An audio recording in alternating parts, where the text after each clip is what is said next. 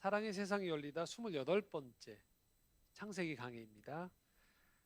창세기 21장 1절에서 7절까지의 말씀으로 하나님 기쁨을 주시다 라는 제목으로 함께 은혜를 나누고자 합니다. 자, 미로슬라 몰프라는 신학자가 있는데요. 이 사람이 구원에 대한 정의를 내렸는데 그 정의를 한번 좀 보시면서 제가 말씀을 시작하겠습니다. 이렇게 써놨어요. 구원은 부정적인 것의 제거가 아니라 긍정적인 것의 영역으로 데려가는 것이다. 구원은 부정적인 것의 제거가 아니라 긍정적인 것의 영역으로 데려가는 것이다. 부정적인 것의 제거다라는 건요, 어떤 정죄함, 무익함, 또 하나님의 영광을 잃어버린 이런 것들을 없애버리는 게 아니고요, 궁극적으로 구원의 그 방향, 구원의 목표, 구원의 결과물은 뭐냐면 그리스도와의 연합, 그러니까 주님과 하나가 되어지는 거죠. 그리고 새로운 창조에 이르게 되어지는 것, 이게 바로 구원이라는 거예요. 우리가 신앙생활을 하다 보면 부정적인 것들을 제거해야죠, 당연히. 그런데 자칫 부정적인 것에만 머물 수 있습니다. 그럴 경우에 어떻게 되느냐? 우리는 신앙생활을 해 나가는데 세상을 향해서 판단자나 비판자는 될 수 있어요. 그런데 하나님이 오늘도 새 일을 이루어 가시는 가운데에서의 창조의 동역자가 되어지기는 어렵습니다. 세상을 아름답게 가꿔가는 일, 바꿔나가는 일, 변화시키고 그것을 더 좋은 곳으로 만들어가는 일에는 무관심할 수 있다는 말이에요. 하나님께서 이 세상을 창조하신, 인간을 창조하신 이유는요, 심판의 첫 번째 목적이 있는 게 아니에요. 저희가 지금 창세기 강의를 쭉 하고 있는데요, 심판이 몇 차례 있었죠. 노아를 통한 이 홍수의 심판도 있었고요, 또 바벨탑의 심판도 있었죠. 소돔과 고모라가 멸망당하는 사건도 있었습니다. 모두 심판이죠. 근데 하나님은 세상을 지으실 때 심판하려고 세상을 지은 게 아니에요. 하나님은 기쁨 속에서 사랑의 교제를 나누기 위해서 세상과 사람을 창조하신 거예요. 하나님은 이 원래의 계획을 포기할 생각이 없으세요. 중간에 인간의 죄로 인해서, 사단의 방해로 인해서 좀 장애물이 커 보이고 중간에 난관이 있는 것처럼 보일지언정 하나님은 하나님의 계획에 있어서 이걸 성취해 나가는데 물러섬이 없으십니다. 그래서 우리가 신앙생활을 하는 가운데요, 하나님에 대해서 의심이 들 때가 있어요. 또 성경을 읽다 보면 모르는 영역이 생길 때가 있어요. 그럴 때 여러분들이 첫 번째로 돌아가야 되는 지점이 있어요. 여기에서부터 이 렌즈를 놓고 성경을 읽고 기도하는 가운데에서 인내하거나 기다릴 필요가 있는 영역인데, 그것은 다름 아닌 이 지점에서 시작하셔야 돼요. 하나님은 기쁨을 주시기 위해서 나를 이 세상에 보내셨다는 거예요. 우린 살아가면서 죄를 지을 수도 있어요. 어려움을 겪을 수도 있어요. 그렇기 때문에 회개를 해야 합니다. 때로는 막막한 시간 동안에 인내를 해야 하기도 해요.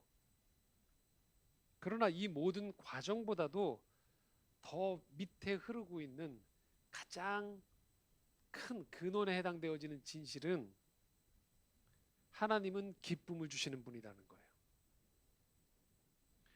오랜 세월 신앙생활을 열심히 하는 분들 중에서 종종 본래 본인은 그럴 의도가 아니었음에도 불구하고 이 제1 원리를 자기도 모르게 놓쳐버린 거예요. 잊어버린 거예요. 그래서 그분 얼굴을 보면 기쁨이 하나도 없는 얼굴 표정을 한 상태에서 신앙생활을 하고 있는 분들을 종종 만날 수 있게 돼요. 우리가 살아가면서 철없이 어려움이란 것들은 다 피해 다니는 그런 것도 문제예요. 그런데 한편으로는요, 기쁨이라는 건 애당초 신앙생활에 아예 없다. 기쁨은 죽어서나 누리는 게 기쁨이다 라고 생각하면서 이 땅에서는 나중에 죽어서 가는 천국에서의 그 기쁨만을 위해서 기쁨을 아예 잘라버린 채 온갖 고행과 근심만 하는 것, 그게 신앙생활이 아닙니다. 그건 하나님의 그 본래의 의도를 오해하고 있는 거예요. 하나님이 아브라함을 왜 부르셨을까요? 자, 오늘 말씀으로 우리가 적용을 해보면요, 기쁨을 주기 위해서예요. 아들이 없어서 슬퍼하고 있던 이 집안에 아들로 인해서 기쁨을 주시는 거예요. 자, 그러면 하나님이 그 집안에 아들을 주면서 기쁨을 주는데, 그냥 하나님이 한 특정 가정에게 대를 잇게 하는 것, 당시에 이 남성 중심의 사회에서 남자를 태어나게 해서 대를 가문을 이어가게 하는 것, 하나님이 그거에 그렇게 관심이 많은가? 라는 질문을 해볼 수 있겠죠. 아브라함과 사라 입장에서는 그럴 수 있어요. 하지만 하나님은 단순히 그것 때문에 아브라함과 사라에게 이삭을 주고 이삭을 통해서 그 집안의 웃음을 찾게 해주신 게 아닙니다. 만일 하나님의 목적이 단순히 대를 잇는 것이었다라면요, 하나님은 75세에 아브라함에게 이 아들의 약속을 주고 25년 동안 기다리고 100세에 아들을 이삭을 주실 이유가 없어요. 아들을 줄게, 대를 잇게 해줄게라고 하고 바로 사라가 임신하게 하고 이삭을 태어나게 하면 돼요. 그런데 하나님은 25년이라는 시간을 두셨어요. 왜 그랬을까요? 자, 그것은요, 이삭의 출생이 단순히 몸과 피가 흐르고 있는, 살이 있는 한 혈육을 가진 또 다른 한 사람이 그냥 태어나는 것이 아니라는 것을 의미해요. 이삭은요, 인류 역사에서 없었던 새 사람이 태어난 거예요. 새로운 사람이 탄생하는 거예요. 어떤 사람일까요? 믿음에 의해서 태어나는 사람이라는 거예요. 이것 때문에 25년의 시간이 필요했습니다. 여러분, 이삭이요, 이제 이후에 아브라함 생애 이후에 곧 이삭의 생애가 펼쳐지거든요. 이렇게 아브라함을 25년 동안 기다리게 하고 믿음의 조상인 아브라함의 아들로 태어난 이삭의 생애가 어땠을까요? 엄청난 기적과 이적을 행하고 그 주변의 모든 사람들한테 하나님의 살아계심을 전파하면서 아주 영웅적인 일을 이삭이 했을까요? 아마 성경을 읽어보신 분들은 아실 거예요. 그렇지 않아요. 이삭은요, 좀 피스메이커고요. 이후에 살펴보겠지만 그렇게 카리스마가 대단한 사람이 아니었어요. 이삭을 통해서 했던 일들도 보면 오늘날 우리 표현으로 하면요, 그냥 일상을 살아갔던 사람이에요. 평범했다는 거죠. 그런데 이삭에게 있어서 중요한 건 어떤 것이냐? 이삭이라는 사람 자체가 하나님과의 약속에 따라서 태어난 사람이라는 게 중요하다는 거예요. 우리가 이 지점에서 믿는 사람이 된다는 게 무엇인지를 다시 한번 생각해 보셔야 된다는 거예요. 여러분들이 믿는 사람이 되어진다고 해서 세상의 저 위에 맨 꼭대기 위에 올라가는 영웅이 된다는 게 아니에요. 엘리트가 된다는 게 아니에요.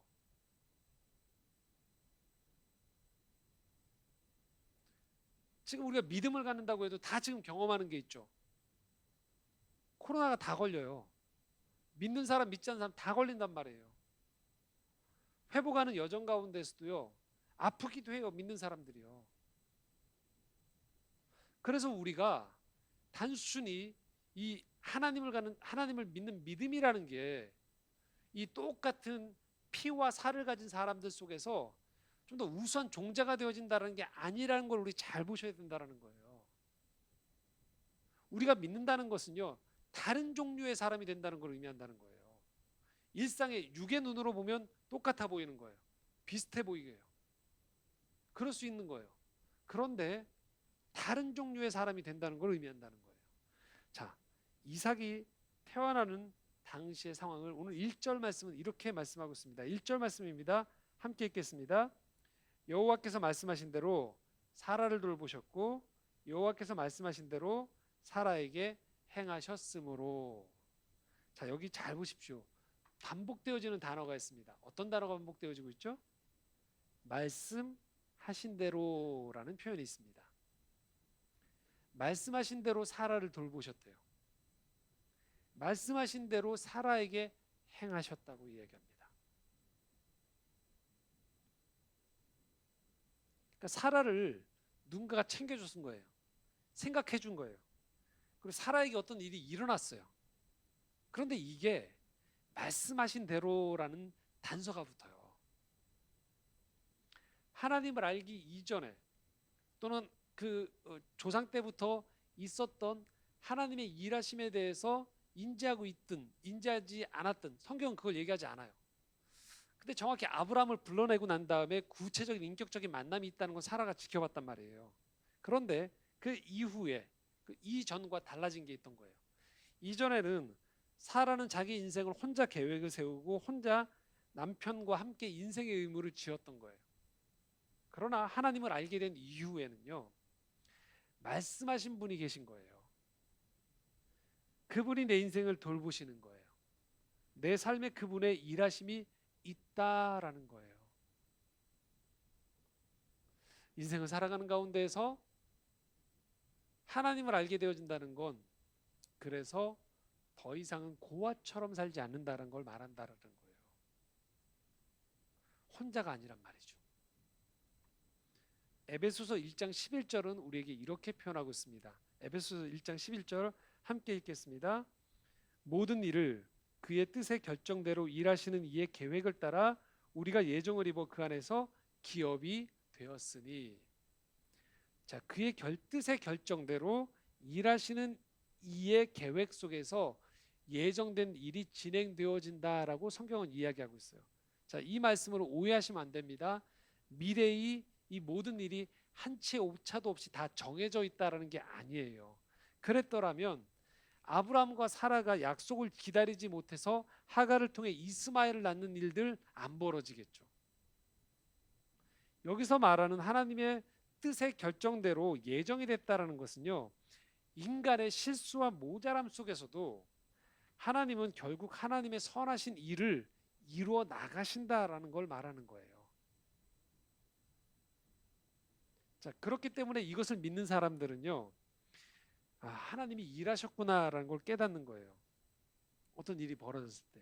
믿음이 없는 사람은요, 어쩌다 일이 그렇게 됐겠지라고 생각하고 이걸 우연이나 또는 인간의 노력, 공으로 돌려버리는 거죠. 사라의 출산 또한 마찬가지로 생각할 수 있는 거예요. 사라가 노년에 출산을 했단 말이에요. 도저히 아이를 낳을 수 없는 노년에 아이를 출산했어요. 만약에 이게 하나님이 없다고 치면요, 사라는 좀 우스개 표현으로 이야기하면 오늘날로 치면요, 이 토크쇼 같은 데 나오는 거예요. 아침 방송 같은 데 나오는 거예요. 그래서 뭐 하고 있는 거냐면요, 여러분 어떻게 하면 내 나이 때에도 아이를 출산할 수 있는지를 제가 함께 노하우를 전수하겠습니다. 그래서 강연 제목도 노년에 아이를 출산하는 법, 뭐 이런 거죠. 이 전제는 뭐예요? 하나님이 없는 상태예요. 근데 사라의 출산은 철저하게 하나님과 관계된 일이다라고 성경은 증언해요. 사라 또한 알고 있어요.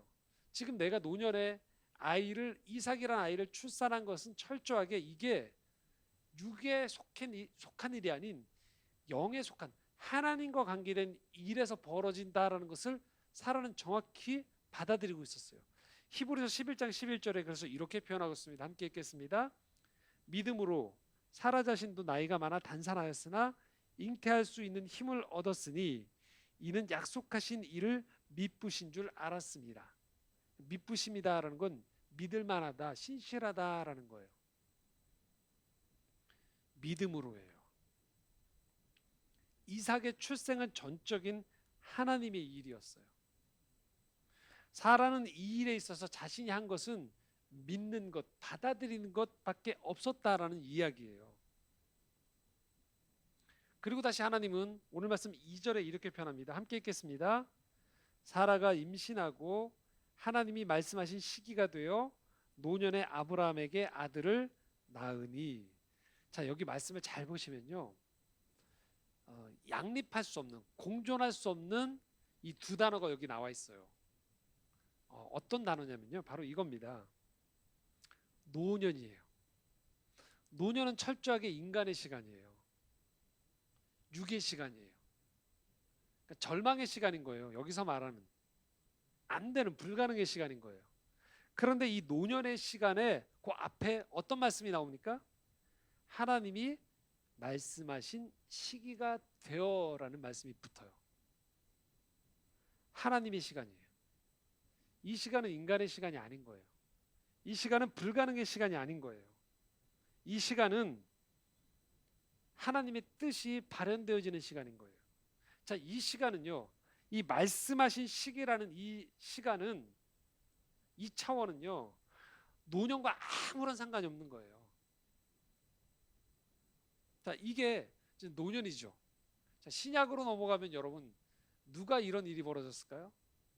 마리아에게 이 일이 벌어진 거예요. 지금 사라는 노년이었죠. 더 이상 아이를 출생할 수 없던 거예요. 자, 사라는 어땠습니까? 천사가 네가 아들을 낳으리니 할 때 사라가 뭐라고 합니까? 저기 마리아가 뭐라고 합니까?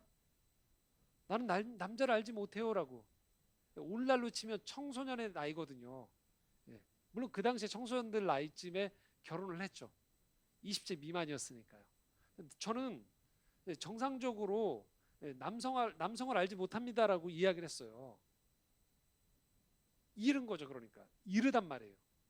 지금 사라는 늦었고요. 하나님의 관심은 그게 아니에요. 말씀하신 시기가 되는 게 중요하다라는 거예요. 우리가 믿는 사람이 됐다, 믿음을 갖는 사람이 된다는 건 이제 우리 삶에서 여기 나와 있는 노년의 시간에 해당되어진 것처럼 우리의 인생에 내가 노력하는 시간들, 죽음을 향해 가는 시간들, 자연적이다라고 이야기하는 눈에 보이는 시간들 너머의 다른 차원이 우리 안에 들어오는 걸 말하는 거예요. 하나님의 말씀하심이 우리 안에 들어오는 거예요.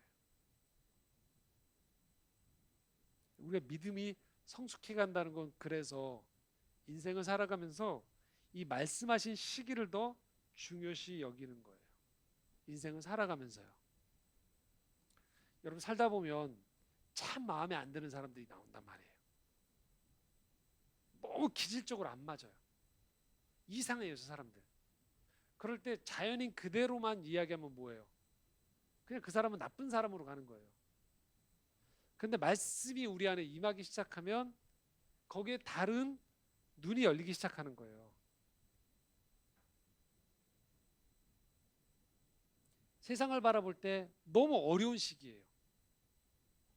너무 어려운 시기 속에서 뭐를 보는 거예요?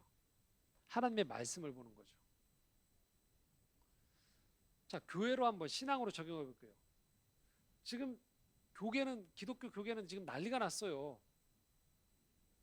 코로나19 이후에 어떻게 할까, 교회들이. 철저하게 어떤 지점에서만 보일까요? 육의 눈의 관점에서요. 근데 여기 말씀하신 시기와 같은 하나님의 이 뜻, 하나님의 인도함을 보면요, 여기에 또 다른 새로운 차원이 열려지는 거예요. 그럼에도 불구하고 여전히 영적인 갈급함이 있고, 이전에 우리가 가지고 있었던 허세와 우리가 하나님을 의지하는 것 말고도 다른 장식품처럼 불필요하게 의지하고 치장했던 것들이 사라지면서, 무너지면서 온전히 단련되어지는 믿음의 시기가 발현될 수 있는 거예요. 여러분 개인도 마찬가지인 거죠. 코로나19 이후에 이전보다 훨씬 더 삶의 질이 높아졌고, 관계도 좋아졌고, 하고 있는 일도 잘 됐다고 하는 분들이 제가 봤을 때 거의 없어요. 위기예요, 다. 이건 우리의 바이러스 세상 속에 사는 우리의 눈이에요. 자, 여기에 하나님의 말씀 앞에 선 우리의 믿음의 눈이 필요한 거예요. 과연 지금의 시기들은 어떤 시기들일까? 나는 믿음으로 앞으로 어떻게 살아갈 것인가, 여러분. 그 기도를 해야 되고 그 고민을 해야 되는 거예요. 왜요? 하나님은 노년에 갇히지 않는 분이기 때문이에요. 하나님의 인도하심 속에서 우리의 인생은 계속되어지기 때문입니다. 그래서 하나님은 노년 아니요. 성경에 심지어 죽어서도 하나님은 살려야 되면 살리신다는 거예요.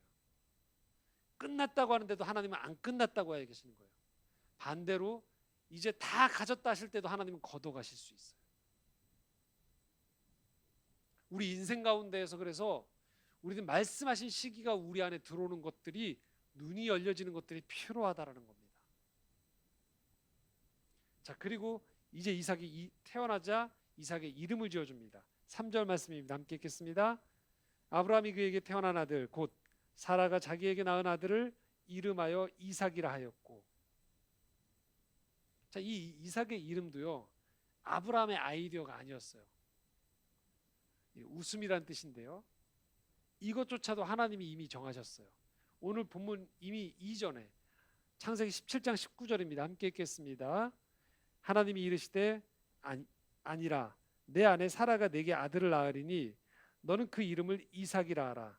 내가 그와 내 언약을 세우리니 그의 후손에게 영원한 언약이 되리라. 이름조차도 하나님이 지으셨대요. 그러니까 이삭이란 존재가 얼마나 다른 종류의 사람으로 인류 가운데 처음으로 보여지는지 우리는 기억하셔야 되는 거예요. 이걸 통해서 우리는 믿음의 길이라는 게 뭔지를 보기 시작하는 거예요. 이삭의 출생은요, 아브라함과 후손에게 복을 주시겠다라는 이 하나님의 약속이 현실화되어지는 하나의 상징이라는 거예요. 가시적인 상징이 보여지는 거예요. 그러니까 이삭은 뭘 해서가 아니에요. 이삭이란 존재 자체가 세상에 태어남으로 말미암아 뭐 하는 거예요? 하나님이 살아계시구나, 하나님이 말씀하시는구나라는 걸 보는 거예요. 오늘 여러분의 인생을 보시면서 여러분이 그렇게 여러분의 정체성을 가지셔야 된다는 거예요. 제가 연봉이 뉴스에 나올 만큼 어마어마한 사람입니다, 제가 인플루언서, 이게 아니에요. 왜 나는 이 모양이지가 아니에요. 우리의 믿음의 사람으로서의 정체성이 이 세상 속에서 다른 존재로 살아가도록 우리를 부르셨다라는 거예요. 우리란 존재가 그런 거예요. 우린 다르게 부름받았어요. 그래서 이 다름 때문에 이삭은 태어나서 의식을 치릅니다. 4절 말씀입니다. 함께 읽겠습니다. 그 아들 이삭이 난 지 8일 만에 그가 하나님이 명령하신 대로 할례를 행하였더라. 남자의 성기 끝을 자르는 거죠. 그런데 난 지 8일 만에 이 할례라는 걸 행했대요. 유대민족이 하고 있는 이 의식이죠. 자, 왜 갑자기 했을까요? 자, 이것 또한 이미 하나님이 말씀하셨습니다. 창세기 17장 9절 10절 함께 읽겠습니다. 하나님이 또 아브라함에게 이르시되 그런즉 너는 내 언약을 지키고 내 후손도 대대로 지키라. 너희 중 남자는 다 할례를 받으라. 이것이 나와 너희와 너희 후손 사이에 지킬 내 언약이니라. 이 할례를 위생적인 관점으로도 볼 수 있고 여러 가지 고대의 풍습으로도 볼 수 있지만, 적어도 아브라함이 이삭에게 행한 이 할례는요, 철저하게 하나님과 이스라엘 백성 사이에 맺혀진 약속에 대한 증거라는 거예요. 아브라함의 즉흥적인 행동이 아니에요. 약속의 증표로서 할례를 받는다는 거예요. 이삭은 믿음으로 기다려온 인류의 첫 번째 아들인 거예요. 그래서 이삭은 지금 이 할례를 받으면서 또 할례를 행하는 아브라함은 이 고백을 하는 거예요. 이는 단순히 육적인 아들이 아닌 영적인 아들이다라는 것들을 인정하는 거예요. 하나님, 하늘과 연결된 존재라는 것을 지금 할례를 통해서 말하는 거예요.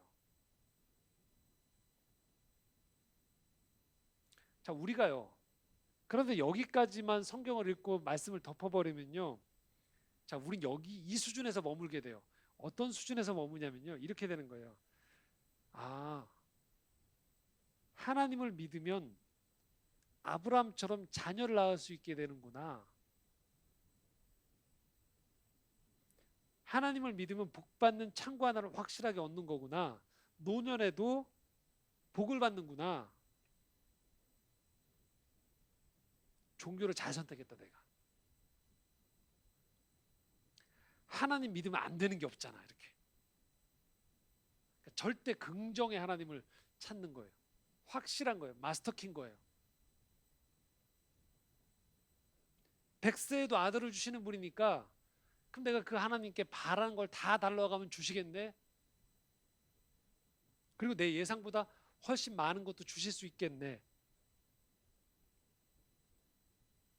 여기까지만 끝이면, 요 할례에서만 끝이면, 육적인 할례에서만 끝이면 우린 그렇게 생각할 수 있다는 거예요.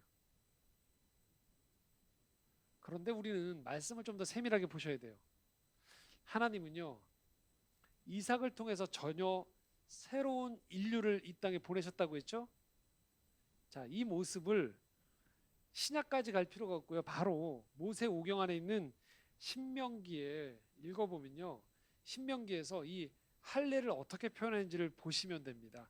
신명기 10장 16절에 19절 말씀인데요. 한번 같이 읽겠습니다. 그러므로 너희는 마음에 할례를 행하고 다시는 목을 곧게 하지 말라. 너희 하나님 여호와는 신 가운데 신이시며 주 가운데 주시요 크고 능하시며 두려우신 하나님이시라. 사람을 외모로 보지 아니하시며 뇌물을 받지 아니하시고 고아와 과부를 위하여 정의를 행하시며 나그네를 사랑하여 그에게 떡과 옷을 주시나니 너희는 나그네를 사랑하라. 전에 너희도 애굽 땅에서 나그네 되었음이니라. 이 신이요 다른 신인 거예요. 고대 근동 지방에서 이들이 만날 수 있는 신하고는 다른 종류의 신인 거예요. 뇌물을 바치지 말래요. 저 신을 내가 이제 믿게 됐다고 해서 저 신은 내 거다라고 해서요. 교만하게 목을 곧게 하지 말래요. 목을 곧게 한다는 건 뻣뻣해지는 거거든요. 교만해지지 말래요. 신을 소유했다고 생각하지도 말고 신에게 뇌물 주면 저 신은 자판기처럼 언제든지 복 주는 신이라고 생각하지 말래요. 육체 할례를 행했다고 안심하지 말래요. 진짜 할례는 어디에 받는 거라는 거예요? 마음에. 그러면서 본인이요. 그렇게 할례를 행하라는 하나님이 어떤 하나님인지를 소개하는데요. 이렇게 표현하십니다. 나는 외모를 안 본다는 거예요. 난 너의 마음의 중심을 보는 신이라는 거예요. 네가 아무리 그럴듯한 척하고 좋은 말을 하는 척해도요. 난 네 마음속을 본다는 거예요. 그리고 나는 관심사가 고아와 과부, 당대 가장 버림받은 것처럼 취급받는 연약한 사람들이에요. 난 이 사람들을 위해서 정의를 행한대요. 그러니까 당대에 힘 있는 사람들이 이들을 함부로 대하는 그 사람들을 심판하겠다는 거예요.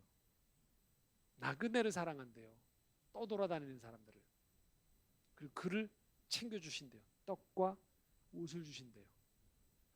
그리고 이제 19절에 와서 결정적인 말씀을 하세요. 너희는 뭐하라고? 나그네를 어떻게 하라? 사랑하라.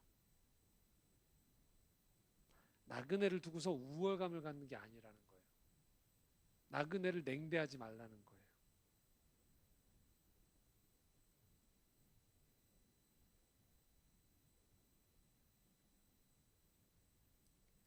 하나님을 믿는다는 건요. 사랑하는 존재가 된다는 거예요. 하나님을 믿는다는 것은요. 자기의 틀 안에 갇혀서 계속 쌓아두는 존재가 아니고요. 자기를 허무는 가운데에서 다른 사람과 관계를 맺으면서 축복이 흘러가도록 하는 존재가 된다라는 거예요. 지금 이삭이 태어났다는 것은 이삭을 통해서의 상징적인 의미는 바로 믿음으로 살아가는 존재들은 이제 이 이삭처럼 살아가는 걸 의미한다라는 거예요. 믿음으로 살아간다는 걸 의미한다는 거예요. 그냥 나만 잘 믿게, 내가 잘 믿으면 나만 잘 되게 해주는 신이면 우린 족하다고 생각하는 거예요. 근데 그렇지 않대요.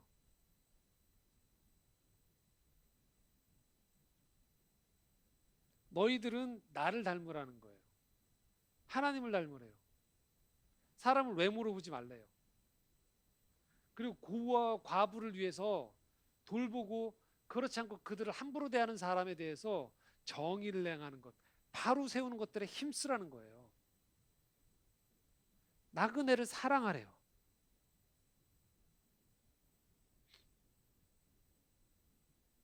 이 세상의 고대 근동 지방에서의 사람들은 힘을 가지면 그 부족의 믿는 우상을 통해서 전쟁에서 이기는데 혈안이 되어 있는 신인 거예요. 근데 희한하죠.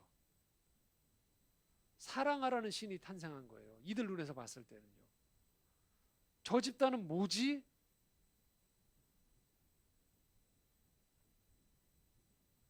이게 하나님이 복 주시는 목적인 거예요. 하나님은 우리를 기쁘게 해주시는 분이세요. 그런데 우리 주변 사람들까지 다 기쁘게 하는 것이 하나님의 바람인 거예요.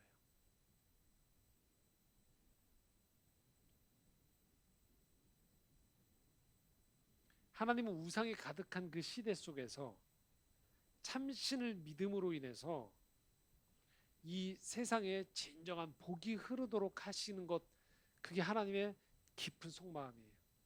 그리고 그것들을 통하여서 이 세상에 기쁨을 가져다 주기를 원하시는 분이 하나님이시라는 거죠. 사라가 이삭을 출생했습니다. 이제 사라가 다른 사람들이 무시당했던 것들을 누르면서 바라나는 이 노년에도 아이를 낳을 수 있는 우수한 존재다. 내가 믿는 신이 그런 존재다라고 하면서 사람들을 다 제압하는 게 아니에요. 오늘 말씀 6절에 이렇게 표현하고 있습니다. 함께 읽겠습니다. 사라가 이르되 하나님이 나를 웃게 하시니 듣는 자가 다 나와 함께 웃으리로다. 사라만 웃는 게 아니고 어때요? 듣는 자가 다 나와 함께 웃으리로다. 함께 기뻐하는 거예요. 이삭은 모두의 기쁨이 된 거예요. 하나님이 주시는 기쁨이 바로 이런 거라는 거예요. 나 혼자 기쁨을 독점하는 게 아니라 복을 받으면 받을수록 주변 사람들까지 기쁘게 만드는 삶으로 우리를 변화시키는 거예요. 그게 우리의 비전이 되어지는 것이에요. 말씀을 정리하겠습니다. 하나님 오늘도 기쁨을 주기 원하세요. 어떤 기쁨이요? 신적인 기쁨이에요. 하나님으로부터 오는 기쁨을 주기 원하세요. 이 기쁨은 마르지 않아요. 세상의 기쁨은 내가 기쁘면 누군가는 울 수 있어요. 근데 하나님의 기쁨은요, 모두가 기뻐할 수 있는 것들을 찾아내길 원하시는 거예요. 이삭의 탄생은 바로 이 기쁨을 현실화시켜줬던 것이죠. 우리에게 필요한 것은 바로 이 이삭이 태어난 것 같은 믿음으로 말미암는 기쁜 일인 거예요. 여러분의 신앙생활 한번 돌아보십시오. 믿음으로 인해서 했던 일들로 인해서 믿지 않았을 때 또는 하나님을 모르는 사람들이 가지고 있는 성취와 성공과는 다른 의미에서의 열매들 분명히 있으실 거예요. 믿음의 눈으로 보십시오. 그리고 여러분의 삶의 앞으로의 인생에서도요, 하나님은 여러분 혼자 만족하는 정도가 아니고요, 여러분을 통하여서 여러분의 가정이, 여러분의 만나는 사람들, 그 집단과 공동체 사회가 진정한 기쁨을 누리기를 원하시도록 우리를 초대하고 계십니다. 하나님은 오늘도 우리에게 기쁨을 주시는 분이십니다. 그 하나님 우리 모두 만날 수 있기를 소망합니다. 함께 기도하겠습니다.